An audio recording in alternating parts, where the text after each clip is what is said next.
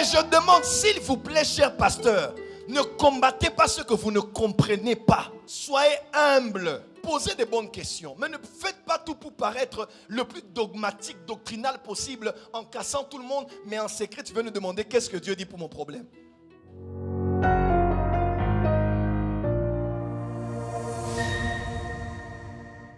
La seconde question est de savoir, est-ce que lorsque tu fais un rêve et que tu es en train de sauver quelqu'un, mais après tu te réveilles, tu n'as pas fini l'opération, existe-t-il des pratiques que tu peux faire pour te reconnecter au rêve que tu avais vécu avant pour continuer cela? Ou bien on doit attendre que le Saint-Esprit te fasse revivre la même expérience pour poursuivre la mission que tu n'as pas finie? D'accord, vous allez prendre un autre micro s'il vous plaît. Bon, la première des choses déjà qu'il faut savoir, c'est que ce n'est pas parce que tu as vu un rêve qui est achevé, qui est inachevé, qui doit être achevé. Je répète, le monde des rêves, c'est bizarre. Ce n'est pas parce que tu as fait un rêve qui est inachevé, qu'il doit forcément être achevé. Peut-être la partie dans laquelle tu t'es arrêté, c'est la partie suffisante que Dieu a voulu te donner. Et puis j'ai couru, on a quitté l'église, et puis ça tirait de partout. Et puis je voulais entrer à la maison, et puis pouf, je me suis réveillé. Donc il faut que je dorme pour que je rêve que j'étais bien entré dans la parcelle. Dis à ton voisin, premièrement, contente-toi de ce que tu as vu.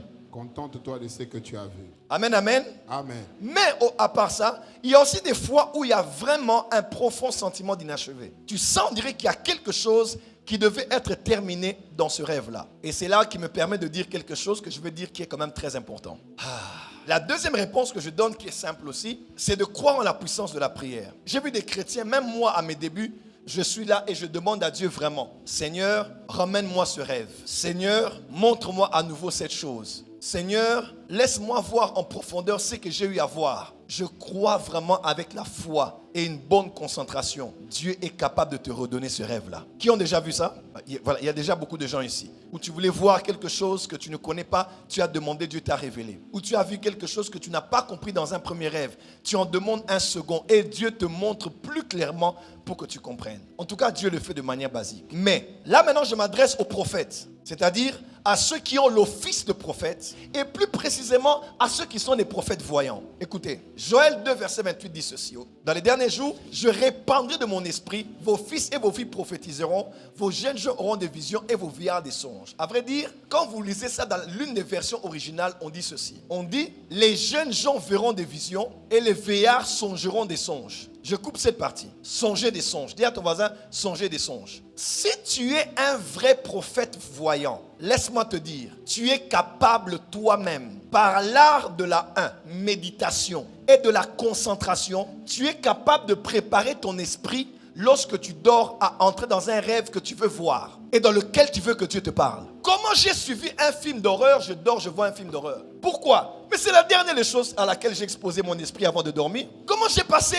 tout un temps sur FaceTime avec mon ami qui est au Canada. Et quand je dors, c'est la personne que je vois. Parce que j'ai exposé mon esprit à voir mon ami avant de dormir. Beaucoup de chrétiens ne connaissent pas ce qu'on appelle la méditation. La méditation, une bonne méditation avant de dormir. Voilà pourquoi certains, même dans les cercles ésotériques, vont vous dire, avant de dormir, mettez telle musique, faites telle prière, répétez tel mantra. Pourquoi? Pour préparer votre être intérieur à quitter ce corps des hommes et à entrer dans le corps astral ou dans le corps, je vais utiliser les termes compliqués ici, ou dans le corps des rêves. Quelqu'un me suit? Et en le faisant, tu peux vraiment, lorsque maintenant tu t'endors, tu peux aller de l'autre côté. Tu peux te projeter de l'autre côté. Je donne un secret aux vrais prophètes voyants ici. Le jour où tu vas connaître la méditation, ce jour-là, tu vas vivre des choses extraordinaires. Que ce soit juste en restant calme, tranquille.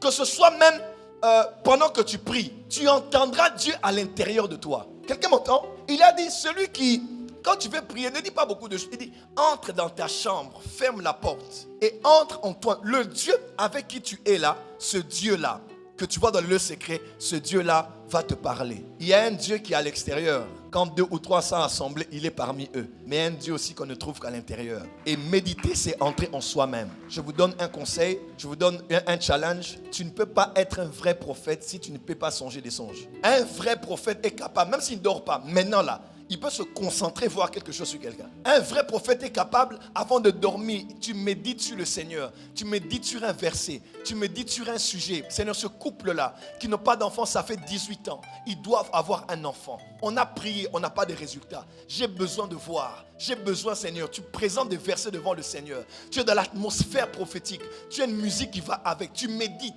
Même si ça n'arrive pas le premier jour, laisse-moi te dire, plus tu grandis, tu es capable, en t'endormant, d'aller dans ce monde et de permettre à l'esprit de t'emmener dans un monde où tu verras exactement comme dans un film ce qui se passe dans leur vie. Et ça, c'est des exercices spirituels qu'il faut faire. Un jour, tu n'as pas vu, tu reviens le deuxième jour. Tu refais ça. Et tu le fais avec la foi que le Saint-Esprit qui est avec toi, il est capable dans l'atmosphère des prophètes de t'emmener dans le monde des songes, de te révéler les choses qui sont à l'intérieur. Donc ce que je peux dire, c'est que si vous êtes un prophète voyant, vous devez songer des songes. Je vous dis la vérité. Par la grâce de Dieu, Dieu nous a fait la grâce de voir. Et on peut être là comme ça. Je n'ai pas prié, mais j'entre en moi. Maman est là avec moi. Elle ne va pas. Hé, Nzambe, Pesangaï. Faites me voir calme sur le lit. Je ne parle pas, mais je suis déjà à l'intérieur. Je suis dans un monde où on voit tout clairement et distinctement. Le vrai monde n'est pas ce monde. Le vrai monde, c'est ce qui est à l'intérieur. Si tu n'es pas... Prophète Madja vous-même fait ça. Hier, j'étais avec lui ici au bureau.